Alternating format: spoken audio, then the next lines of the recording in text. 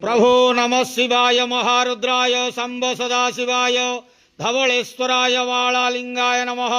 दीपं यदि परं ब्रह्म दीपं यदि जनार्दनः दीपहरतु मे पापो पूजा दीप नमस्तुते। धवलेश्वराय वालालिंगाय नमो नमः। संसार सुखी रखंतु। आज शुभ बुधवार रे समस्त श्रद्धालु भक्त मानक श्रीपद करंतु। मनस्कामना पूर्ण करंतु। कर्म क्षेत्रोन्नति करंतु। ग्रहरिष्ट खंडन करंतु। जगतर मंगल करंतु। विश्वर कल्याण करंतु। आपणकर नाम विख्यात करंतु। सेवकर डाक श्रवण करंतु। समस्त गुआवसा भक्त मानकर मनस्कामना पूर्ण करंतु। जो जो भक्त माने आपणक पाखरे मानसिक रखिजंती तांका मानसिक पूर्ण करंतु।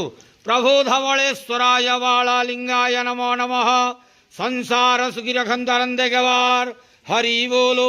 आज शुभ बुधवार रे समस्त श्रद्धालु भक्त मानक श्रीपद करंतरंदे गवार हरि बोलो।